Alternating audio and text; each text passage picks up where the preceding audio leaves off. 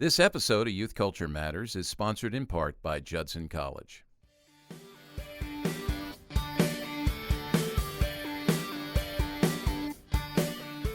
Truth be told, I've yet to meet a parent who hasn't at some time felt like a failure, and that includes me. Fear, guilt, shame, and regret are feelings that visit us all from time to time as we think about how well or not so well we're doing as dads and moms. For the Christian parent, there are truths about our God and ourselves that we need to hear, ponder, embrace, and live out. Stick with us as I chat with counselor Lauren Whitman about her helpful new book, When Parents Feel Like Failures, on this episode of Youth Culture Matters.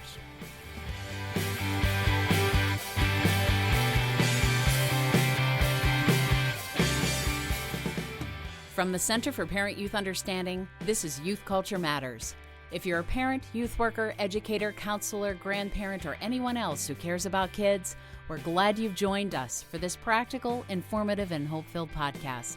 This is a place where together we talk and think Christianly about the rapidly changing world of today's children, teens, and young adults.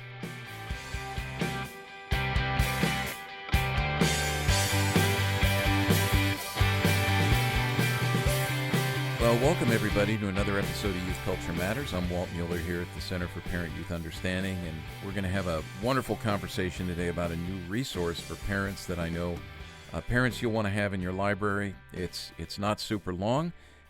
It's extremely helpful and practical. It meets real needs, and youth workers, you're going to want to pass this on to parents as well. We'll get to that in a minute. I'll tell you about that, but I want to tell you about what happened last night. So I was actually speaking at a church locally here in Lancaster County and was asked to come in and speak on youth culture, just a flyover of youth culture, and we ended with a time, they wanted to have a time of Q&A, and so somebody was running around in the room with a microphone, and the first person who raised their hand took the mic, and it was a mom. It was a single mom who's raising an elementary school child and just went through a series of concerns that she had about raising a child in today's world, how difficult that is with all the pressures that are there. And she ended her question, it was more of a statement, but she just ended by saying, I feel like a failure. I feel like a failure. And I wanted to say, hey, welcome to the club. I felt that. I'm a parent of 4 adult children. You still parent even when you're older. And I have 7 grandchildren now, and so I've watched my kids deal with this. And I don't know many parents who would come up and say, hey, I've done a great job. I think most parents, especially Christian parents who are concerned about their kids and wanting to serve the Lord in the way they parent, we lament a lot of the things that are happening in the world, a lot of the decisions that our kids make, and even a lot of the decisions that we make or forget to make that we think about down the road. And so this sense of, I'm a failure is fairly common. And we're actually recording this on the heels of our last episode, which was about the Surgeon General's report that came out in August called Parents Under Pressure, the U.S. Surgeon General's advisory on the mental health and well-being of parents. And one of the things that's hit upon in there is this same thing of just feeling overwhelmed, feeling stressed, and feeling like a failure. So I was very excited to hear about this and get a copy of a brand new book. It's titled When Parents Feel Like Failures, How Jesus Quiets Our Distress. It's by Lauren Whitman, who's joining us here. Lauren is a counselor and faculty member at the Christian Counseling and Educational Foundation. You'll hear us talk about CCEF. Those are the initials quite often here. We've had several folks from the staff of CCEF on our podcast here. They're a great resource for the church, and she's been there for over a decade, and she is also the developmental editor of the Journal of Biblical Counseling. I want to hear more about that. I'm familiar with that. It's a very good resource, and the author of some other books as well. And she's a mom of children, 2 children. They live in the Philadelphia area, and we're going to talk to Lauren about this book, When Parents Feel Like Failures, How Jesus Quiets Our Distress. So, Lauren, welcome. We're glad to have you here. Thank you. Yeah, so glad to be here. Thanks for the invitation. Tell us just a little bit about the areas in which you have landed. I know everybody at CCF sort of has different areas of expertise, right, in terms of their counseling and their counseling experience. Just tell us a little bit about yourself and, where you've landed on that over the years.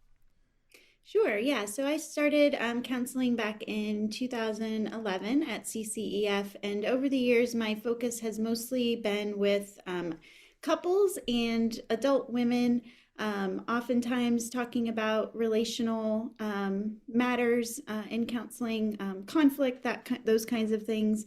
Um, and yeah, over the past few years, I've focused more on helping parents, not with the not with actually parenting, not like a how-to, because I'm still, in the thick of it myself. I'm certainly not an expert by any means on how to parent, but more trying to help parents with the internal feelings that parents often struggle with, and that started that ministry, starts with myself. It's been me having to work out some of these feelings that, yeah, as a parent, I had never experienced before, but found difficult. And hearing other parents in counseling talk about, again, some of those challenging internal experiences have driven me to, yeah, write this most recent resource. Yeah, I like how you say that. I'm not an expert on parenting. I've always said I don't believe there are any parenting experts. I believe that we are fellow strugglers. We learn things as we go. Certainly, the scriptures can guide us, and the support of our brothers and sisters in Christ in the church are helpful. Hitting bumps in the road, being able to plug into a counseling group like CCEF, and the counselors that come out of CCEF are helpful. So I love that vulnerability, and I picked up on that right in the beginning of the book. So in some ways, this process, I'm guessing for you, has been somewhat autobiographical, and we're able to look over your shoulder at how you're thinking about these things, how you're processing these things. Yeah. Yeah, I didn't have the easiest kind of transition into motherhood. It's been, yeah, just hard in a lot of ways. And I did find myself encountering, again, just these challenging feelings and experiences, and really needing the Lord's care and pressing in to what does that, what does that look like, and what does that feel like in this season of parenting that was so new and unfamiliar.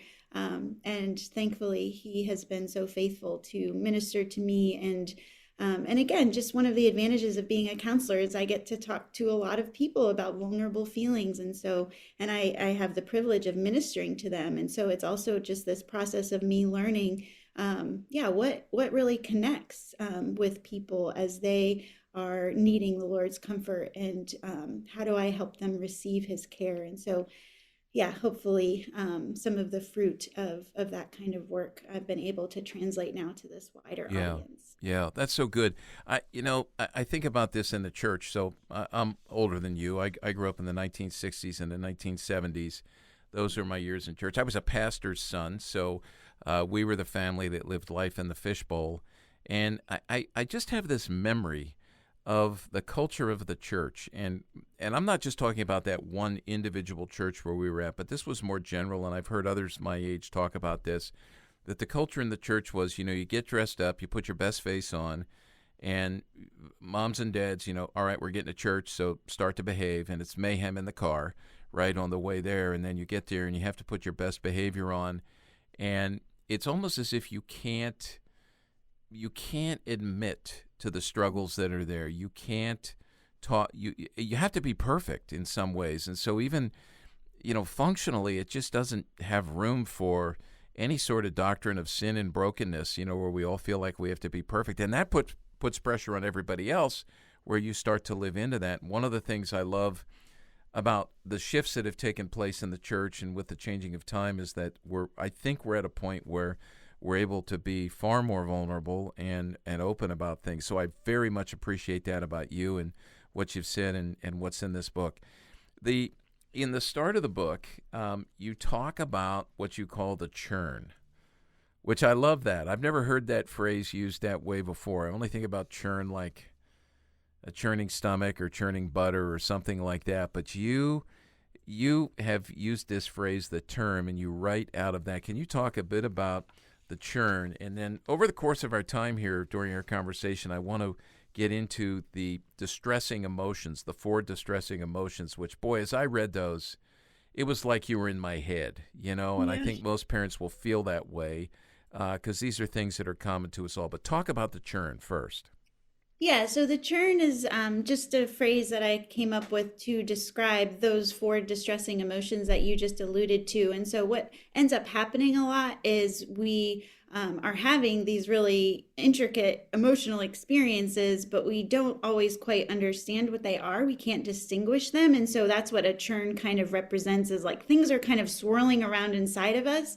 And I think a lot of times it just gets in our understanding, it gets collapsed into this category of like, I'm just a failure. And so, one of the aims of my book is to try to identify more specifically and distinctly what makes up that churn, what contributes to these feelings of failure. And so, I parse out those four distressing emotions, which are fear, guilt, shame, and regret. And my purpose in doing so is I think that the more we can understand our own experience, the more ready we are to receive the Lord's particular care and ministry for that particular experience.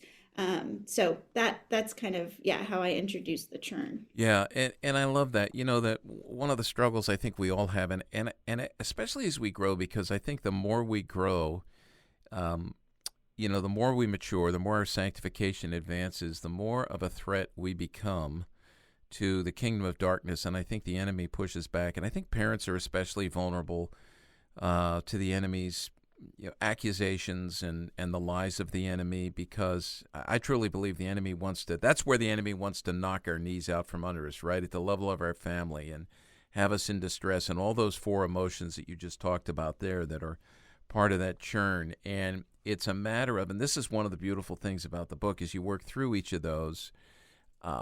You put forth the truth of Scripture that we need to be preaching to ourselves, the truth of the gospel we need to preach to ourselves. And in the beginning, you launch from that passage in Zephaniah, and then you move on. I love this sentence right here: the deepest dread any of us feel, the dread of death and the dread of judgment, we are rescued from. And if God can't quiet that churn, or if God can quiet that churn, then he can quiet the other churns we face in this life, including the ones that we face as parents. And I just thought that was beautiful how you drew out of that from those words from Zephaniah. What made you land on those words? So I use that so that phrase in the title, how Jesus quiets our distress, that was borrowed from Zephaniah, perhaps the most famous verse, how the Lord will quiet you with his love, he will sing over you with rejoicing. And the reason I chose that is because it was a parental image, right? And I so want parents to know the Lord's fatherly care for them in their distress. And so, but I wanted to do justice, to the whole book of Zephaniah, not just kind of cherry pick that verse. And so, just did a quick kind of overview of the book of Zephaniah that does deal with that coming judgment for us all. And as that quote you just read, we hear in Zephaniah the promise that God is going to spare his people from judgment by his mercy and grace. And in fact, even though they are deserving of judgment, here's his fatherly heart towards you, which is singing over you, rejoicing in you, delighting in you.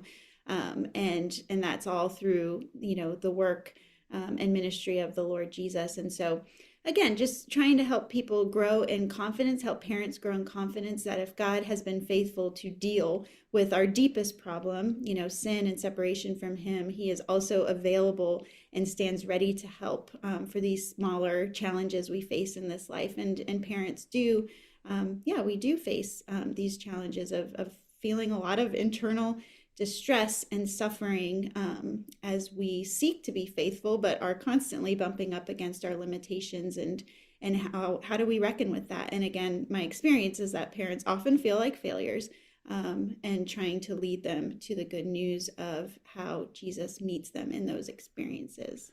Yeah, you've been counseling for quite some time, and I'm wondering, obviously, no names, right? No specific situations. I know how that works, but what are some of the, like you've heard over and over again, what are some of the lies that handcuff us? What are some of the lies as parents that we believe?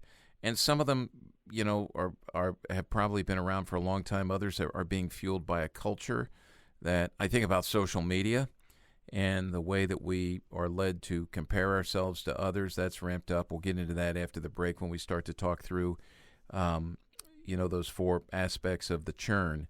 But what are some of the lies that you've heard? Pull back the curtain on those. Help us understand Yeah, those. yeah.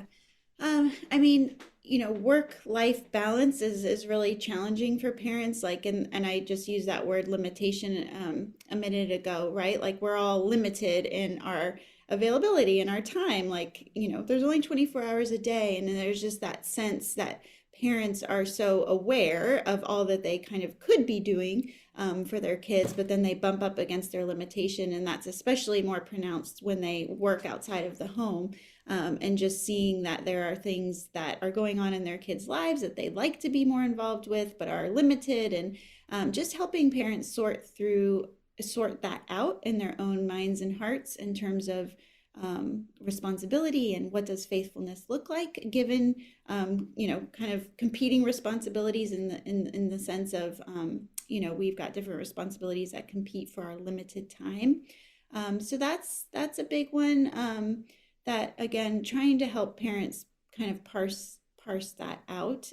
Yeah, that's really helpful, and I know that, boy, that's one that, and that's one that goes way back because I remember growing up outside of Philadelphia in a high pressure kind of area where there was a lot of achievement and entitlement. There was a lot of financial benefits back for baby boomer children back then.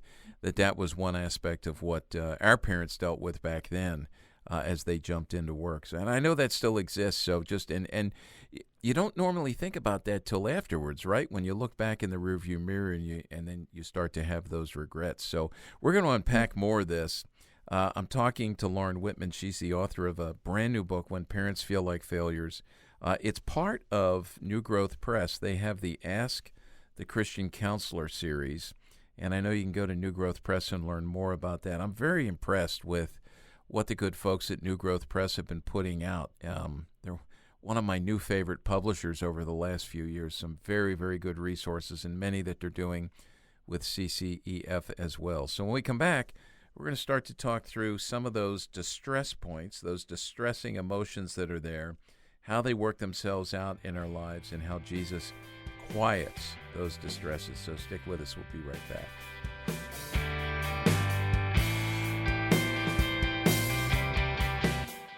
Judson College believes that there is no greater task to call students to than devoting their lives to Christ and His mission in the world. That's why they equip students to give their lives for the cause of Christ in the church, among the nations, and in every aspect of society, and why they offer a world-class confessional Christian education at an affordable rate in a vibrant community. At Judson College, your student doesn't have to choose between their Christian convictions and a quality education. With biblical and professional training for a variety of careers and ministries, Judson College can be a trusted next step in your student's education. Visit judsoncollege.com to learn more or to plan a visit.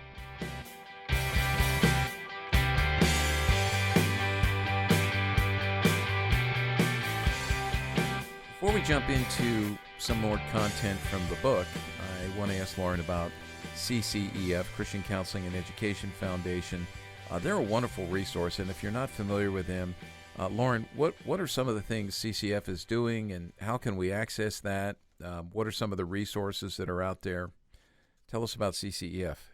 Sure, yeah. So we have a ton of free resources on our website, ccef.org. We have blogs that are free. We have a podcast. And then we also have other arms of our ministry. So, we have a physical building in the Philadelphia suburb where we offer counseling services. We also publish the Journal of Biblical Counseling that publishes 3 issues every year. And then we also have a school where we offer classes to people who are interested in gaining more knowledge and skill in counseling, in their counseling training, not necessarily going on to be professional counselors, but church leaders and highly invested lay leaders come to us for some of that training. So yeah, we've got quite a few legs of our ministry. Yeah, and I found, I mean, there are so many great printed resources, audio resources, video resources, so many teaching videos online Yeah, that you can they're access on also YouTube. free. And Hmm. you just had a conference That's right. as well. So tell us about that, because that's an annual thing, and I would love to see more youth workers go to that. I've never been able to go just because of my schedule, and I'm hoping the next time around I can get there. Yeah, well, next year it's in Hershey, Oh Pennsylvania. So yeah, that's, okay, 10 minutes. yeah. Yeah, so we have an annual national conference and we change locations every year to try to, yeah, just help people out in different geographical regions make it. And every year it's a topic. We just went through the topic of rest. Next year, we're actually going to be looking at the Apostle Paul's ministry and, yeah, studying that and how it leads us in our own ministries in this day and age. And then we also, our faculty do local events around the country, around the world as well. So yeah, we like to be out there and meeting people and engaged. Just a personal question: are you now with this book and others? Are you spending more time on the road? Are you available to speak at churches? And Yeah, I am. I mean, I am limited just given, yeah, I have a, counseling ministry, so I'm on site every week.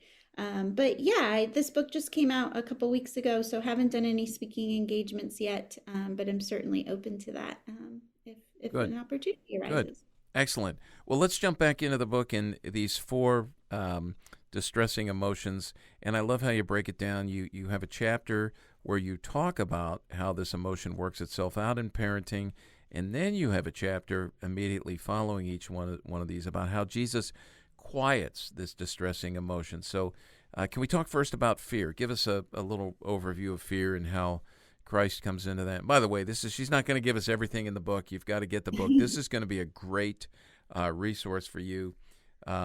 I think to read over and over, just to, again, quiet yourself, with this. But go ahead. Fear. Yeah, and I did use that word quiet on purpose because I didn't want parents walking away with the expectation of like, okay, now I've worked, I've read about this and so I should be good. I shouldn't struggle this way anymore. But it is an ongoing struggle, and so I tried to take away the shame of that if parents continue to struggle. So I appreciate you saying that. Yeah, we will need to revisit these truths as we continue to face new situations with our kids and yeah, and how that impacts us personally and internally.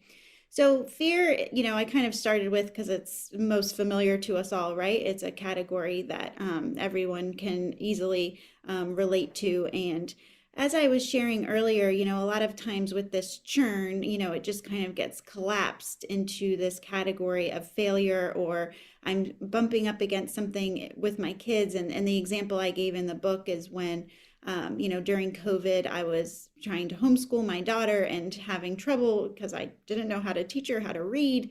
Yeah, but my internal experience was feeling like a failure as a mom, even though that wasn't really at the crux of what was happening, of why it was hard.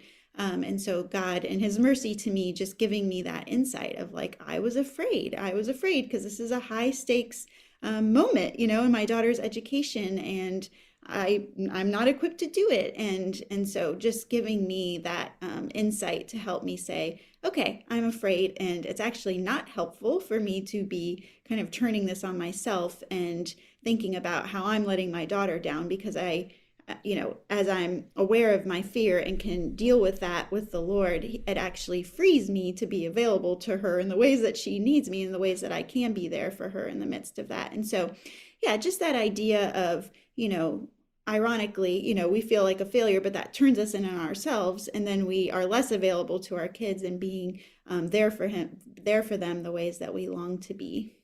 Mm. Now, and then, so when we get to that next chapter about how Jesus quiets fears with his love, and I love the way you lean into the stories of Jesus and how he interacts with people. Talk a little bit more about that, about the presence of Christ in our lives and how we can lean into that with our fear. Yeah, so I use in that chapter, I use the story of when, Jairus runs to Jesus because his daughter is, it has either is dying or it may have even had died at that point. And so just that movement for parents is what I'm really kind of recommending, which is like you have someone to run to with these fears, and that person is Jesus, and he is so compassionate and he is so present. And look how he responded to Jairus, how he just immediately went and was available to Jairus and his family. And so just trying to build parents' faith that this is the same Jesus available to you. And as you run to him with your fears and entrust your children, your precious ones, you are entrusting them to the right person. And so how can we grow in making that movement towards the Lord when it comes to our fears regarding our children, and entrusting them to the one who is present and responsive, on scene, compassionate, and powerful, to help. Yeah, and I love too. You go into Mark 4, and Jesus is asleep on the boat, and then calming the storm. One of my favorite chapters or passages in Sally Lloyd Jones' The Jesus Storybook Bible is the story of the captain of the storm. I don't know if you're familiar with that, but I love the illustrations in there, but just the way Jesus, calms that. And I want to go back to something you just said before you started to talk about fear, where you talked about the quiets, because in the conclusion of the book, and I want to read this because this is so helpful. It says, I like the language of quiets because it doesn't suggest that the churn goes away altogether. None of the churns any of us face in life will completely stop until the day we see our Jesus face to face. And this is where I just want to emphasize that, because you said that before. I want to say it again, and this is where we realize we live in a fallen, sinful, and a broken world. We're going to struggle with these things. It's a process, and this is where I think both a good theology of suffering, that it's present, it exists, and how to get through it, and a great theology as well of eternity and how we live now in light of eternity. And so I love that about this. Again, even as an older guy, I mean, it so ministered to me. Talk about the second one, guilt in parenting. Boy, this was good, and I want to hear you talk about false guilt and true guilt. Yeah, thanks.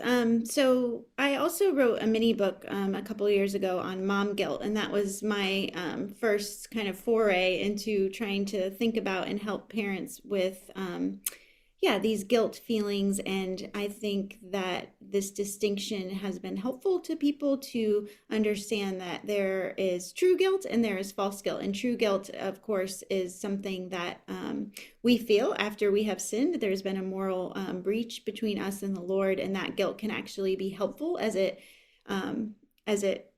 when it helps us to remember of what we need to do in the midst of having sinned, which is turn to the Lord and confess and repent and ask for his forgiveness. So true guilt has a really healthy function as we respond to it as we ought. But then there's this category of false guilt that feels a lot like true guilt, but isn't actually representing a true moral failure. And this is where parents can get just confused about, why do I feel this way? And they use the language of guilt. But again, it's not a moral breach. So this could be an example, something like, oh my goodness, it was my turn to bring snack at school, and I completely forgot, and I feel like a terrible mother. That would be in that category of false guilt. Have you sinned? No. You forgot. You are a person. You are a creature who has limitations, and sometimes people forget things.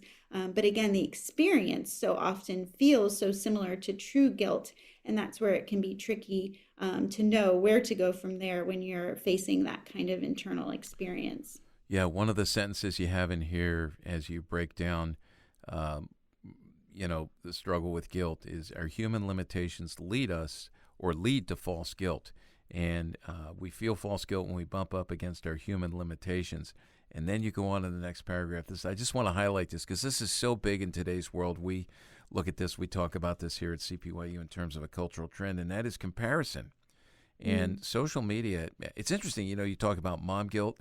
Mm-hmm. I think it's true for dads as well, but maybe not as much as moms, because I hear a lot of moms talking about, I got to get off social media, because all you Mm-hmm. see are the lack of limitations in others in what they post, because they put their best foot forward, or maybe it's not even true. And then you start to compare yourself and you realize my life's not like that. And you write that each of us has our own set of personal limitations. Mine are different from yours.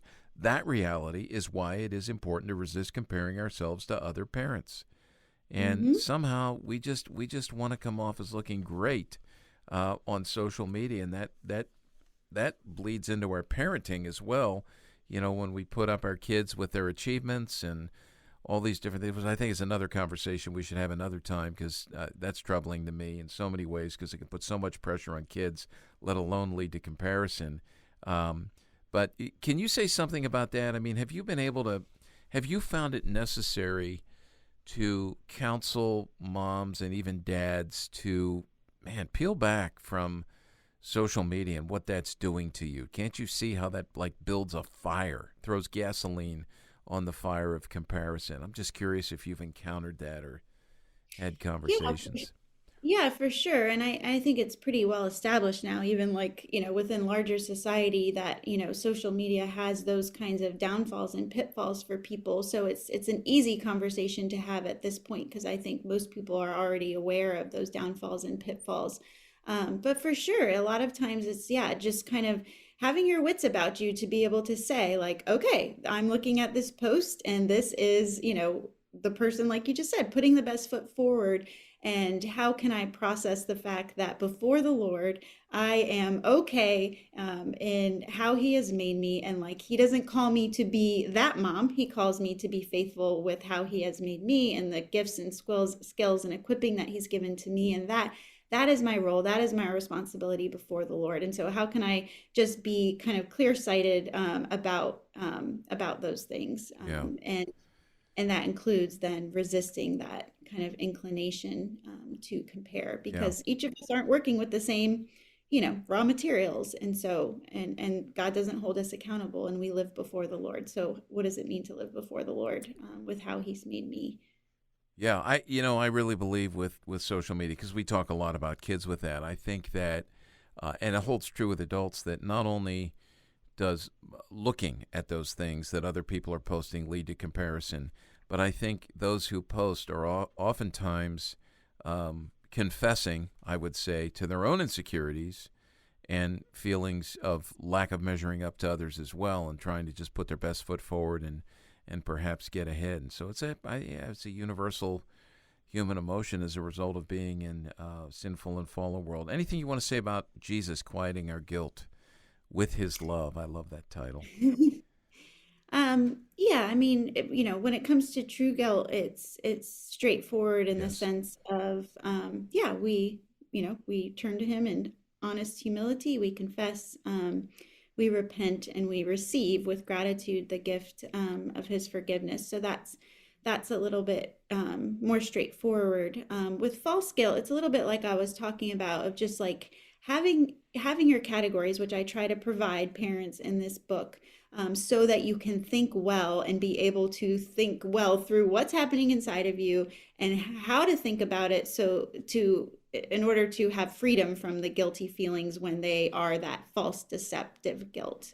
So seek to equip parents with some of those categories to help them think through, when an experience happens, like I forgot to bring in snack at Yeah. school. How do Yeah. I think about that in a way where I'm not just sitting with this kind of festering guilt or feelings of failure? Yeah. Now you keep going back to that snack illustration, and we talked before we started to record that you have a child in school in the same grade at the same school as two of my grandchildren, and it's Uh-huh. possible that they're in the same class. And I just want to tell you, don't forget the snack, because I will hear about it if Okay. if you forget. Now I'm joking. If you forget the snack, but that was neat to find that out about that.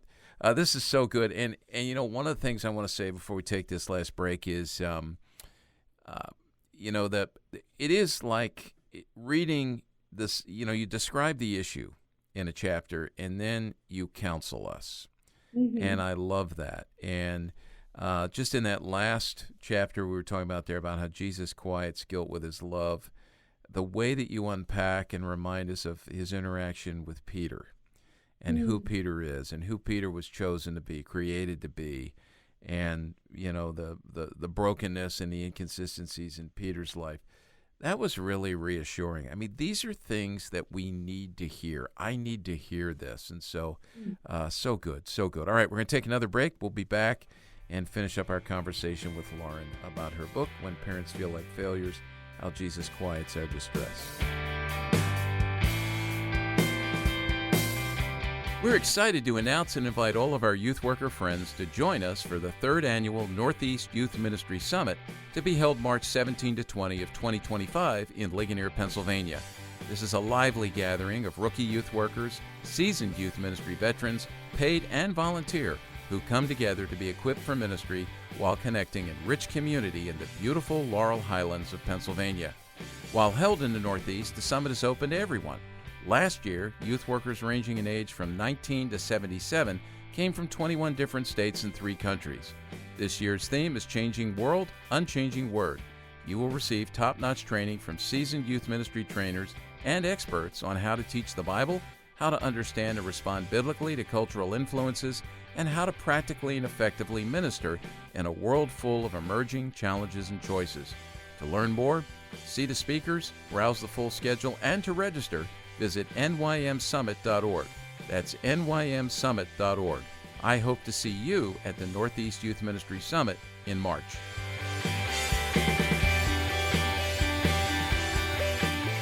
Well, as we continue our conversation with Lauren and finish up here, great conversation. I want to give a shout out and a thank you to Judson College. I know you've heard about this in the intro and then also in one of the breaks, and we want to encourage you to check them out. Judson College. Chris, what's the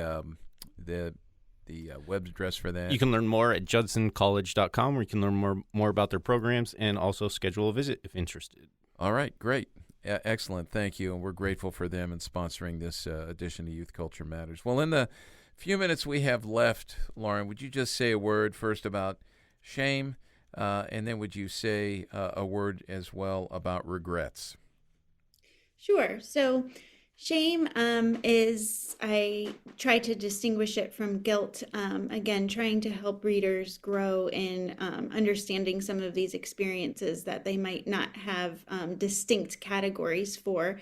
So one of the ways that I describe shame in contrast to guilt is, guilt is about, true guilt is about something that I have done, whereas shame is more of a feeling about who I am. And so describing the shame that parents can feel in their parenting. And that can be, for different reasons. And so describe some of those different reasons that can contribute to the experience of shame. Yeah, and that is a huge understanding. I think as I read the book, I have always struggled to understand the difference between shame and guilt.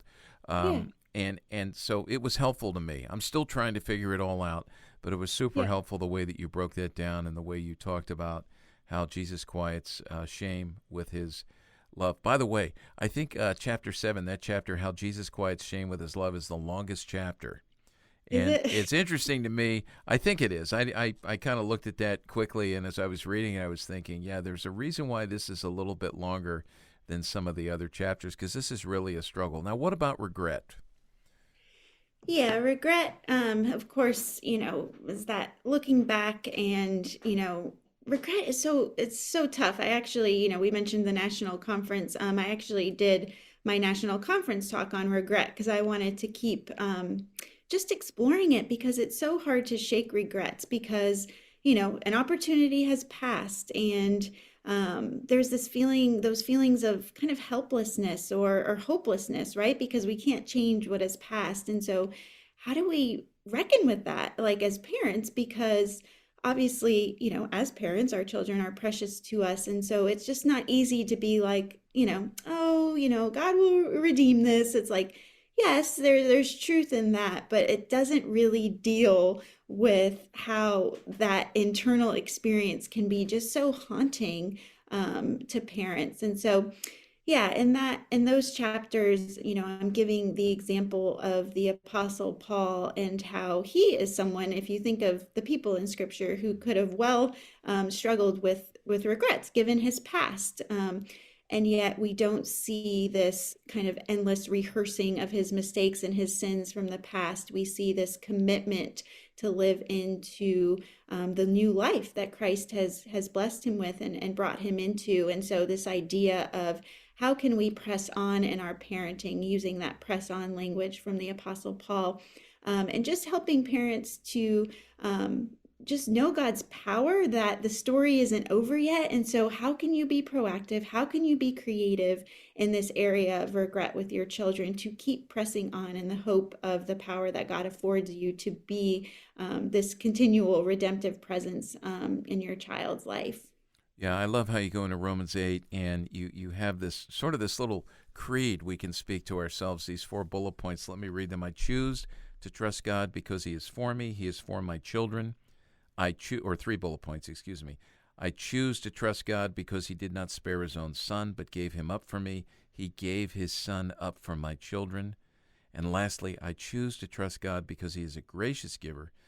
Even giving his son to me, he graciously gives his son to me and to my children. And I love how you say the story's not over, right? As long as we breathe, we have hope, and God is at work in us, and this is certainly a process.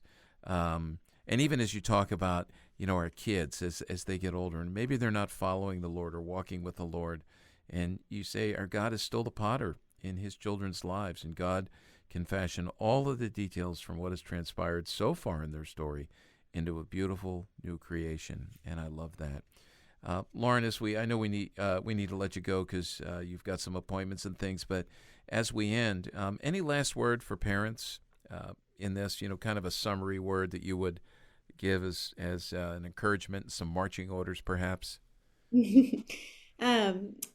As I've worked on this content for parents over the past couple of years, I've just grown increasingly confident of God's heart for parents. And I just hope parents can feel hopeful that these experiences that they encounter, these distressing internal experiences, are ones that God sees and that God longs to meet them in. And so, just want to take this final chance to point people to a very compassionate Jesus who has good words, comforting words, reassuring words for them and in the ways that they struggle.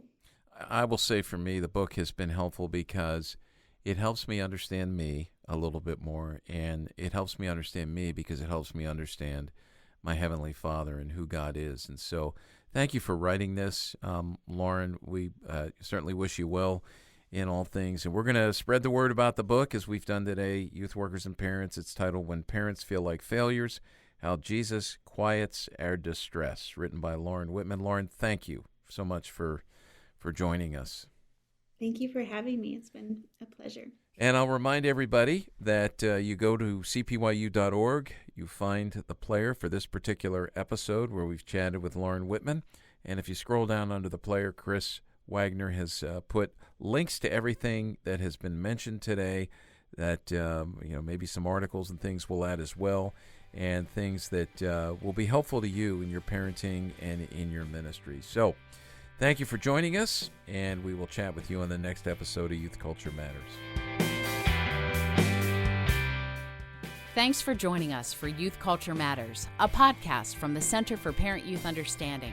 If you'd like to learn more about today's youth culture, visit our website at cpyu.org. And if you have any questions, comments, or feedback, email us at podcast@cpyu.org.